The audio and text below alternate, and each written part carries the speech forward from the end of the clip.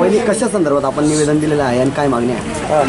काल सोशल मीडियाच्या माध्यमातून 21 तारखेला रात्री धुळे शहरातील नामांकित गुंड ज्याची धुळे शहरात वेळोवेळी महिलांच्या बाबतीत छेडखानी, वेळोवेळी महिलांवर अत्याचार करणे ही प्रवृत्ती वाढत चाललेली आहे, त्या गुंडाने मी राष्ट्रवादी काँग्रेस पक्षाची प्रमुख पदाधिकारी, महिला संघटनेत काम करणारी महिला, शहराचं शहराध्यक्षपद माझ्याकडे असताना, तसेच माझे सहकारी मनोज भाऊ मोरे शहराध्यक्ष, आमच्या दोघांकडेही संघटनेतील महत्त्वाची पदं असताना आम्ही चांगलं काम करण्याचं त्यांना कुठेतरी खटकलं आणि त्यामुळे आमची सोशल मीडियावर त्यांनी बदनामीकारक मेसेज हे टाकले आमच्या चारित्र्यावर.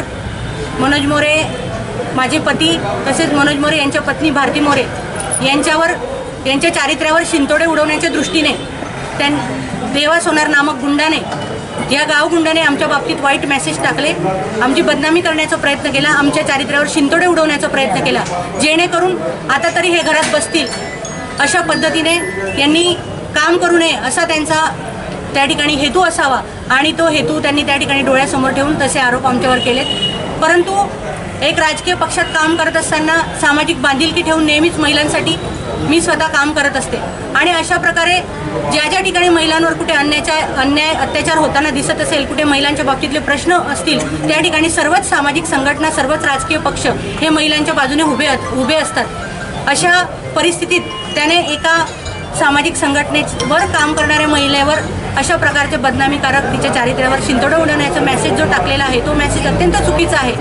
परंतु तो जो गुंड आहे त्याच्यावर या ठिकाणी बऱ्याच केसेस पेंडिंग आहेत आणि बऱ्याच केसेस पेंडिंग असताना त्याच्यावर आज मी देखील आणि माझ्या सहकारी भारती मोरे या आम्ही दोघं देखील गुन्हा दाखल करणार आहोत. त्याने जे या ठिकाणी बदनामीकारक मेसेज टाकलेले आहेत त्या बाबतीत आम्ही लगेच आत्ताच DYSP जाधव साहेब यांच्याशी चर्चा केलेली आहे. माझं SP साहेबांशी देखील बोलणं झालेलं आहे. हे निवेदन मुख्यमंत्री, महिला आयोग या सर्व स्तरावर आम्ही पोहोचवणार आहोत आणि त्या ठिकाणून जसा आज एका सामाजिक संघटनेत काम करणाऱ्या महिलेचं तोंड बंद किंवा तिचं काम बंद करण्याचा हा त्यांचा हेतू असेल तर या ठिकाणी आज मी मुळीच स्वस्थ बसणार नाही आणि यापुढे अजून जास्त तीव्र लढा हा माझा राहणार आहे. धुळे शहरातील महिलांसाठी हा लढा मी सुरू ठेवणार आहे. जसं मला बऱ्याच जणांनी, धुळे शहरातील बंधू आणि भगिनी, नागरिकांनी फोन करून अनेक जणांनी 2-3 दिवसात माझ्याशी संपर्क साधलेला आहे आणि सर्वच जण माझ्यासोबत आहेत आणि सर्वांचं एकच म्हणणं आहे की ताई तुम्ही मागे सरकू नका. तर त्या पद्धतीने मी मागे सरकणार नाही, हा लढा माझा चालू ठेवणार. हा एक गावगुंडाचा तर झाला, परंतु अजून मी माझ्या महिला भगिनींना, माझ्या तरुण बहिणींना, लहान बहिणींना आवाहन करू इच्छिते की तुमच्या भागात जे असे गुंड असतील तर त्या गुंडांसाठी राष्ट्रवादी काँग्रेस पक्षाची महिला आघाडी ही तुमच्या सोबत राहणार आहे. म्हणून आज या एका गावगुंडाचा तर मी बंदोबस्त करणारच आहे, परंतु या ठिकाणी जे तुमच्या भागामधील गुंड असतील, गुंड प्रवृत्तीचे लोक असतील तर त्यांचा देखील आपल्या सर्वांना, सर्व महिलांना मिळून या ठिकाणी छडा लावायचा आहे आणि त्यांना एक धडा शिकवायचा आहे. हा जो मातलेला सांड आहे या सांडचं आम्हाला या ठिकाणी आम्ही SP हेच सांगितलेलं आहे आणि DYSP जाधव साहेब यांना देखील सांगितलेलं आहे की याला आपण कुठेतरी आवरा आणि याच्यावर गुन्हा दाखल करण्याची आम्ही आज या ठिकाणी मागणी केलेली आहे.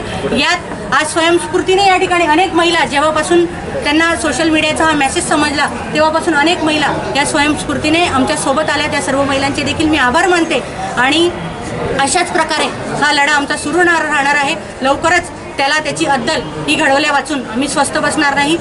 येत्या दिवसात आमचं पूर्ण वेगवेगळ्या समाजातील देखील निवेदनं हे देणार आहेत, कारण की बऱ्याच जणांनी आमच्याशी संपर्क साधलेला आहे.